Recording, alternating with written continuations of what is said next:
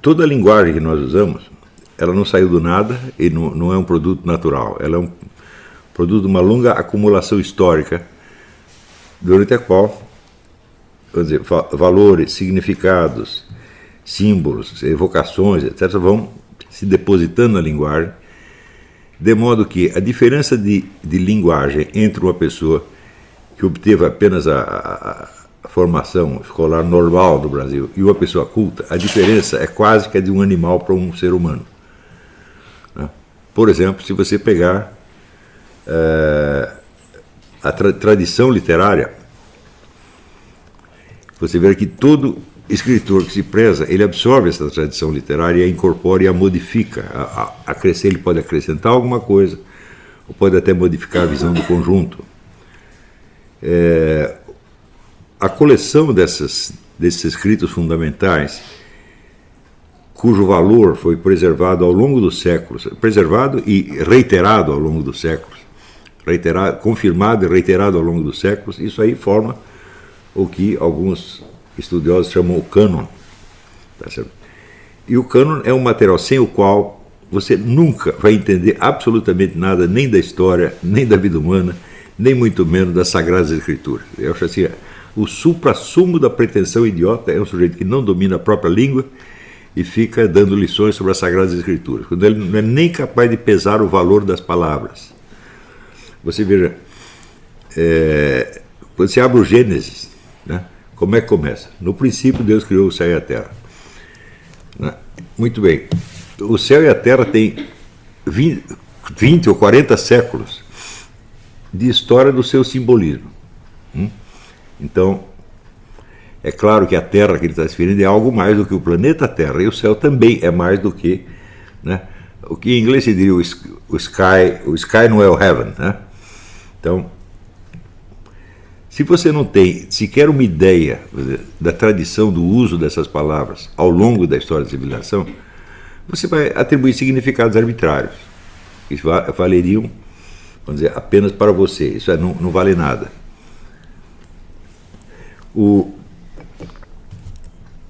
Eu sei que existe uma diferença que já foi consolidada também pela tradição entre as letras humanas e as letras divinas. Não é isso?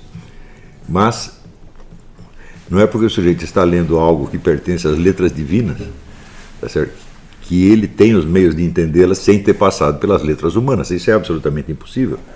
Você pode ter partido de um exemplo simples. Se o sujeito não foi alfabetizado, não adianta ele ler a Bíblia, que ele não vai poder ler a Bíblia. Agora, existem níveis de alfabetização. Quem diz que o nível elementar é suficiente? Né? Você acha realmente que os evangelhos, os escritos sagrados da tradição judaica, foram escritos por pessoas com esse nível de alfabetização?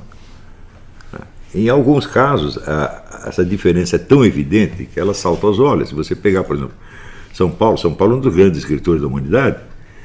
Então, a linguagem dele tem uma riqueza de evocações que não termina mais. Tá certo? Agora, se o sujeito não tem esta retaguarda histórica, por assim dizer, ele simplesmente não vai entender. Né? Não tem, é assim uma pretensão, eu acho quase demente. Né? E é por isto, vamos dizer, pelo desprezo pela alta cultura, que a religião que vigora no Brasil, tanto entre os católicos quanto entre os protestantes, é uma religião apenas de aparências. É aparência de decência, né? Aparência de moralidade e aquele obediencialismo mecânico, que na verdade é uma blasfêmia. Ele todinho é uma blasfêmia. Quer dizer, você cometer o adultério ou você matar uma pessoa talvez não seja tão grave quanto fazer isto, porque você está sobrepondo ao culto de Deus, ao culto dos ensinamentos de Deus, o culto do mundanismo, o culto da opinião, a opinião do seu grupo ou a opinião das pessoas. Tá certo? Então você está caindo na pior das heresias. O que você entende de Deus é o bom comportamento no mundo. E se você é uma pessoa bem vista, você parece decente, isso é tudo o que se exige. Né? E se você, vamos dizer, para defender às vezes uma verdade óbvia, ou defender a própria igreja contra uma traição, você usa uma expressão mais violenta, Então você feriu a regra número 1 do mundanismo. Todo mundo tem que ser educadinho. Então, o céu brasileiro está repleto de pessoas educadinhas. E isto é o grau mais baixo a que um ser humano pode chegar. Quer dizer, o grupo de referência dele, ou a sociedade em que ele está, é a máxima autoridade que ele conhece. Tá certo? E acima disso, ele supõe um Deus abstrato que teoricamente legitima tudo isso. Mas Deus não foi consultado a respeito e, ao longo da Bíblia, você tem um monte de referências contra isso. Tá certo? Então, é verdade que a religião brasileira sempre foi superficial. Não é isso? Então, durante o Império, sabe que os dois imperadores eram maçons, eles não gostavam muito da igreja, embora a princesa Isabel era bastante católica, mas os dois imperadores, Pedro I e Pedro II, não gostavam nem um pouco. Pedro II vivia gozando a cara da filha por causa desse negócio da religião, e ele era um darwinista convicto. Né? Então, por causa disto, durante o Império a igreja foi muito perseguida e muito sufocada. Na época praticamente não havia religião protestante no Brasil, era só a católica. Então, quando começou o Império, havia 3.000 monges no Brasil, quando terminou tinha 8. O governo proibiu fundar novas escolas religiosas, proibia o acesso dos superiores das ordens religiosas para fiscalizar as ordens locais, donde resultou que todo padre tinha 2 ou 3 amantes e às vezes 18 filhos. E a igreja estava para acabar no Brasil, quando chegou um núncio apostólico, Dom Vital, e tentou botar ordem no coreto. O que o governo fez com ele? Botou na cadeia. E este foi uma das causas da Revolução Republicana. A igreja se aliou com uma parte da maçonaria que estava descontente com esse estado de coisas, e foi só a partir da República que a igreja pôde respirar no Brasil. Mais tarde, quando chegam as igrejas evangélicas, elas vêm com a teologia da prosperidade e com a espécie da religião medicinal, que é você vai lá para curar sua hemorroida. Né?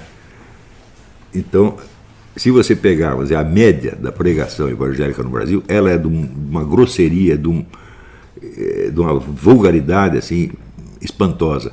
E o pessoal não percebe que tudo isso é blasfêmia. Ora, pergunto eu, se você não consegue nem mesmo respeitar o espírito humano, como é que você vai respeitar o espírito divino? Se você não sobe à altura do humano, se você não assume a sua condição humana na sua plenitude, tá certo? Tudo que você possa ouvir dizer a respeito de Deus são só palavras vazias, não vai significar absolutamente nada, a não ser no aspecto mais sensível, que é o aspecto das proibições e da moralidade mais visível, nunca de uma moralidade interior. Né? Então,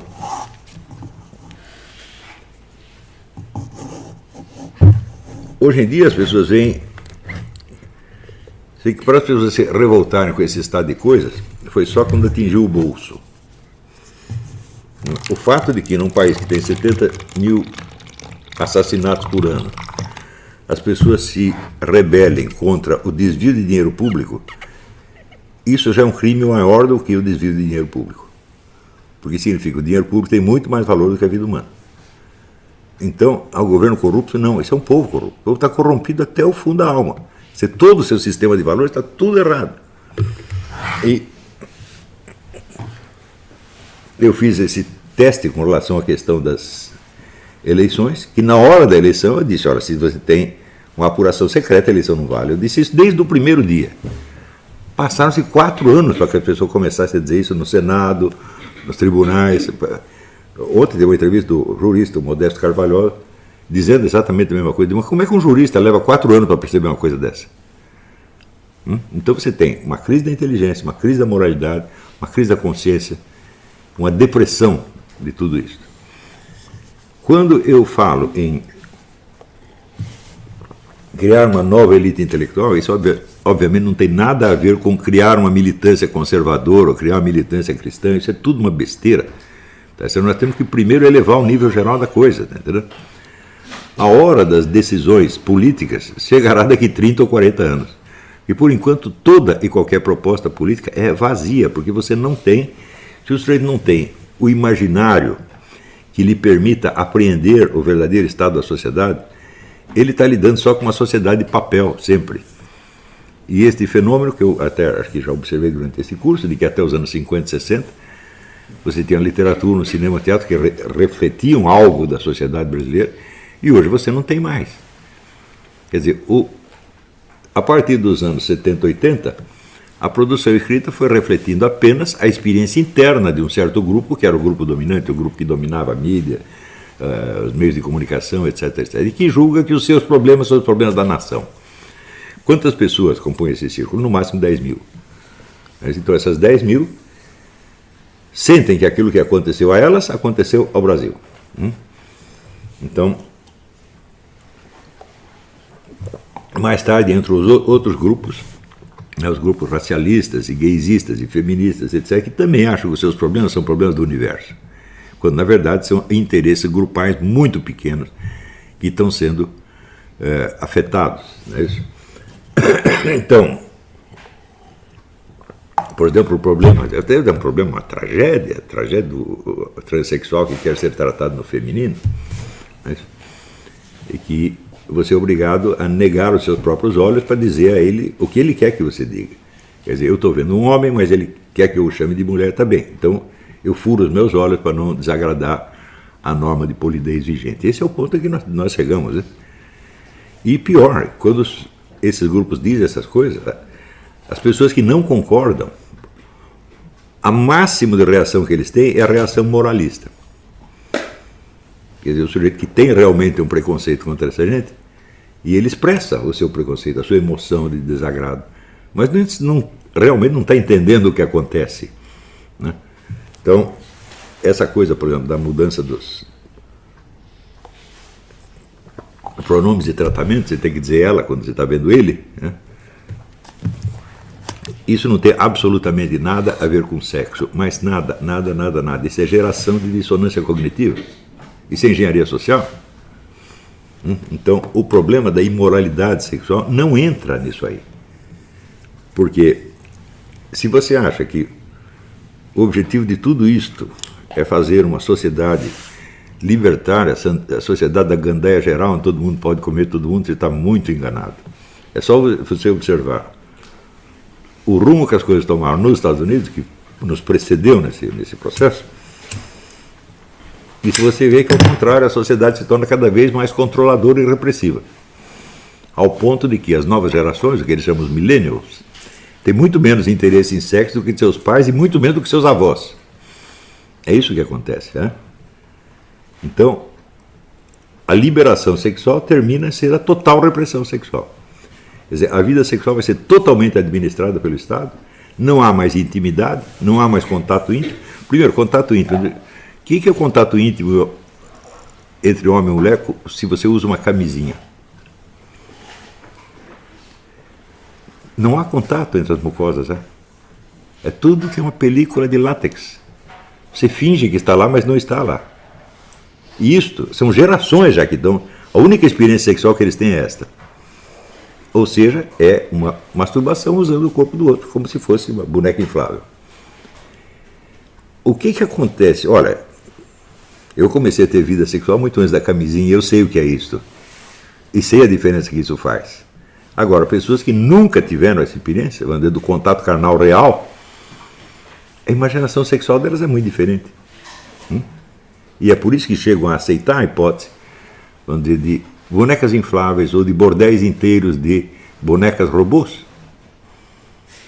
Eles não conseguem distinguir mais entre o contato carnal e a masturbação. Não conseguem, eles não sentem isso. Então, o que você está observando é uma dessexualização da sociedade. E quando as pessoas dizem, não, então estão abandonando o cristianismo, etc., etc., também porque não conhecem a história. Porque hoje em dia muito mais gente vai à igreja do que no século XII ou XIII, no auge da cristandade, ia 2% à igreja. Hoje são pelo menos 15 ou 20. É muita coisa. Aqui nos Estados Unidos muita gente vai. Parece que 40% dos cristãos americanos católicos protestantes vão à igreja. É muita coisa. Então isso está melhorando. Mas tem outras coisas que estão piorando, entre as quais a famosa vida sexual da humanidade. Você já ouviu alguém dizer isso por aí? Não, as pessoas não percebem. Então, as novas gerações, primeiro, foram todas educadas do socioconstrutivismo que as impede de compreender o sentido dos textos. Segundo, recebem toda essa carga, vamos dizer, de falsos debates, porque é falso de um lado e é falso do outro. Né? Por exemplo, o pessoal ouve slogans e se entusiasma pelos slogans. Então, nós temos que defender a família, estão destruindo a família. Falo, não, estão destruindo algumas famílias. Isso é a coisa mais óbvia do mundo. Você acha que os Rockefeller estão destruindo a própria família? Você acha que os Rockefeller vai falar, vamos tentar aqui um novo modelo de família? Né? Chama o vizinho, o cara da frente, todo mundo agora é família, você faz uma suruba geral e vira família. Você acha que tem alguma família multimilionária que faz isso, meu Deus do céu? Nenhuma faz. Então significa que ter uma família está se tornando um privilégio da classe alta. Então isso reproduz uma situação idêntica da escravidão romana, né? Onde só a pessoa, a partir de um certo nível social, casava. Os outros procriavam a esmo. Sobretudo os escravos uma vez por ano eram reunidos num lugar e tinham uma suruba geral de 3.000 pessoas e daí ninguém sabia quem era filho de quem. Né? Nós estamos voltando a essa situação. Né? E então tem um bando de idiota de um lado que acredita que isso é liberdade sexual e tem outro bando de idiota do outro lado que diz que isso é destruição da família. Né? Então, isto, na verdade, é a maior valorização da família que já existiu. Exatamente como em Roma, a família não é para qualquer um, é só para quem pode. Então, a família é como a propriedade e é como o direito à legítima defesa. Né? Em Roma havia, teoricamente, o direito à legítima defesa, mas só quem tinha a condição de ter armas e pessoal armado para trabalhar para ele tinha a legítima defesa. Os outros estavam à mercê de quem os atacasse. Então, querem criar a mesma situação de novo. Né? Então, eu não vejo um único debate público no Brasil na qual você não veja esse baixíssimo nível de consciência de parte a parte. Ou seja, praticamente ninguém está dizendo nada que vale a pena, a não ser, às vezes, um detalhe. Por exemplo, quando o cara protesta contra a apuração secreta, bom, ele está certo, mas não impede que isso seja 1% de sabedoria com 99% de besteira. Né?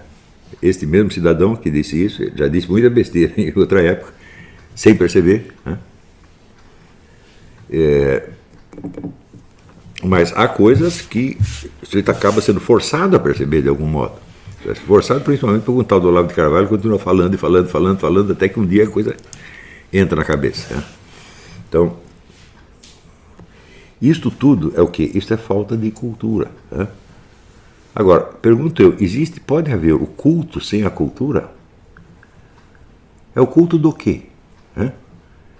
Quer dizer, você não tem o legado civilizacional que está passando através dos ritos e que adquire, na verdade, significações mais profundas à medida que o tempo passa. Você não tem essa longa acumulação, né, de significados e valores. Então, o único jeito para você sair disso é você adquirir uma cultura real, e adquirir a cultura é através do cânon, meu Deus do céu. O cânon se baseia no seguinte: a humanidade pode errar, mas dificilmente todos erram o tempo todo. Então, aquilo que foi aprovado ao longo dos séculos e continua sendo matéria de interesse, é isso que é o cânon. Nunca houve ninguém que dissesse que a Divina Comédia é ruim. Né? E o sujeito que disse que as peças de Shakespeare eram ruins, que foi Voltaire, até hoje as pessoas riem dele por ter dito isso. Foi praticamente o único sujeito que não gostou do teatro de Shakespeare no mundo. Né? Então, esse evidentemente está fora do cânon. Né? Então, a ideia de repassar às pessoas um mostruário do cânon foi o que inspirou essa série dos Great Books. Isso. E o que não quer dizer que eu acho uma beleza esse projeto dos Great Books. Você tem vários defeitos fundamentais. Primeiro, na seleção dos livros. A seleção era muito centrada naquilo que influenciou a história americana. Então, o que não entrou na história americana não pesa. E segundo, o projeto todo era de formar um cidadão consciente, um cidadão capaz de acompanhar os debates públicos, entender e votar corretamente. Eu acho que nós precisamos de algo mais do que isso. Nós precisamos criar verdadeiros intelectuais. é fácil você verificar que qualquer movimento político, qualquer um, ele começa com discussão entre intelectuais, discussões muito reservadas, das quais, às vezes, a geração seguinte nem ouve mais falar, não sabe de onde aquilo saiu. Nesse livro que eu estou escrevendo, que eu tenho dado as aulas do Koff baseado nos capítulos dele, você tem uma ideia eu estou tentando passar uma ideia das fontes remotas de ideias que hoje circulam na boca de todo mundo. Então, por exemplo, hoje você vai no cinema, você assiste um filme que tem índios, os índios são sempre sábios, eles têm um contato com o além, e os brancos são todos uns grosseiros, broncos, violentos. De onde saiu isso? Essa ideia surgiu do nada? Não, essa ideia começa a circular em 1910, entre intelectuais. Se você pega a obra do René Guénon, do Jung, mais tarde um pouco do Schuon, está tudo ali. Então,